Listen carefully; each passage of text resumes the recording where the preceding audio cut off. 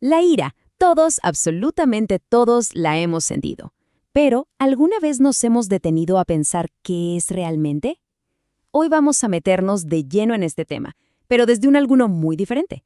La perspectiva gnóstica, que la ve no como una emoción y ya, sino como una fuerza con una anatomía, una estructura oculta que vale la pena entender. Y aquí empieza lo bueno. Esta pregunta es nuestro punto de partida. Porque, a ver, solemos pensar en la ira como un chispazo, algo que viene y se va. Pero, ¿y si no fuera así? ¿Y si fuera algo más permanente? ¿Como una especie de entidad que vive dentro nuestro? Esa es la idea, la premisa tan provocadora que vamos a explorar. Bueno, para entender esto, tenemos que hablar del concepto clave, el yo psicológico. Ojo, no es el ego del que hablamos todos los días. Para la gnosis es algo mucho más profundo.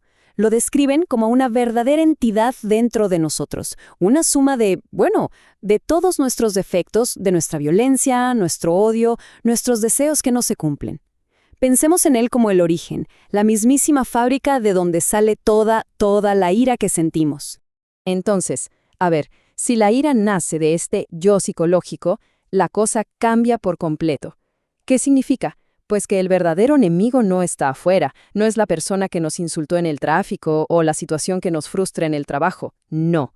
El verdadero enemigo, según esta forma de ver las cosas, lo llevamos dentro. Y esta frase, wow, es súper directa, ¿no? Es muy potente. Pero es clave entender algo.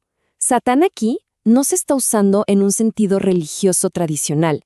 Es una metáfora, una muy poderosa, para hablar de esa fuerza que nos divide, que nos destruye por dentro, que todos llevamos. Así de en serio se toma la gnosis este tema del ego. Muy bien, ya que entendemos que tenemos este enemigo interno que nos genera ira, la pregunta es, ¿y qué? ¿Cuáles son los daños reales? ¿Qué pasa cuando le soltamos la correa y dejamos que tome el control? Pues las consecuencias son súper concretas y nos pegan en todos los aspectos de la vida. Arranquemos por lo más tangible, el cuerpo. Fíjense qué interesante esto. Algo que parece puramente mental, como la ira, tiene efectos físicos directos y bien serios. Irrita todo el sistema nervioso, que es como el cableado entre la mente y el cuerpo, y puede llegar a causar úlceras. O sea, no es algo abstracto, es algo que literalmente nos enferma. Y a nivel psicológico, ni hablar, el costo es altísimo. Aquí se menciona la neurastenia, que suena complicado, pero es básicamente un estado de agotamiento nervioso crónico donde todo, absolutamente todo, nos irrita.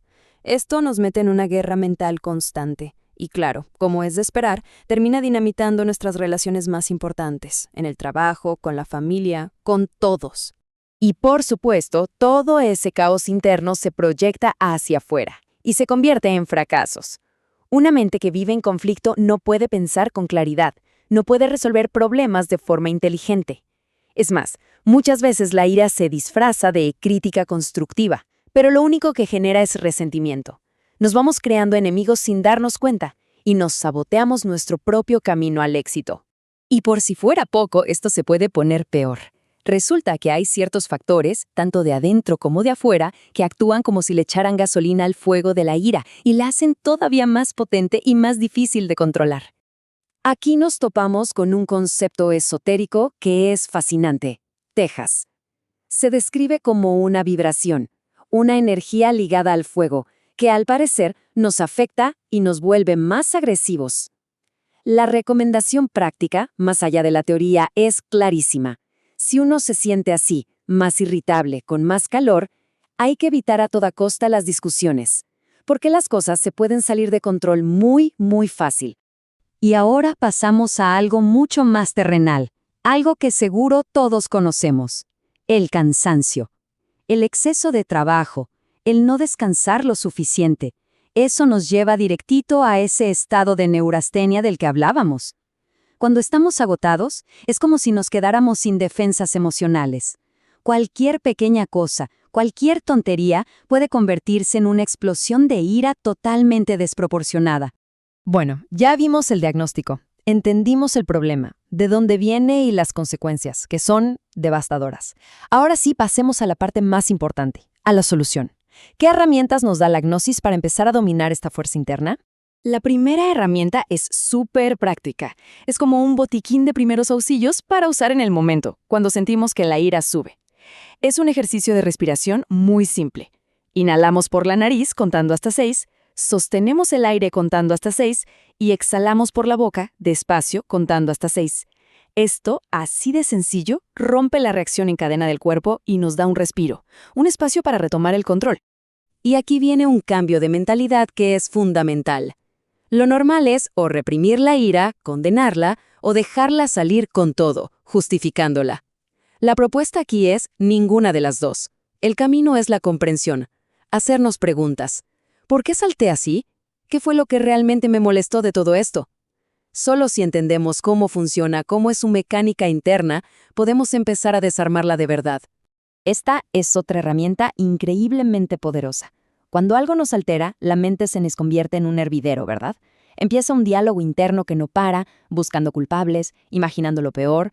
Bueno, la propuesta es hacer exactamente lo contrario. Silenciar todo ese ruido, dejar de pelearnos con el problema en nuestra cabeza. Y es en ese silencio, dicen las fuentes, donde aparece la verdadera solución. La acción inteligente que nace de la intuición, no de la reacción animal. Y esta es la herramienta que requiere más valentía.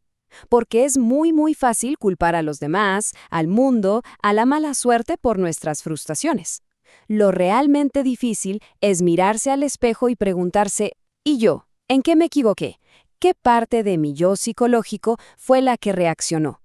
Asumir nuestra parte de la responsabilidad es el primer y más importante paso para poder corregir el rumbo. Esta última cita lo resume todo de una manera brillante.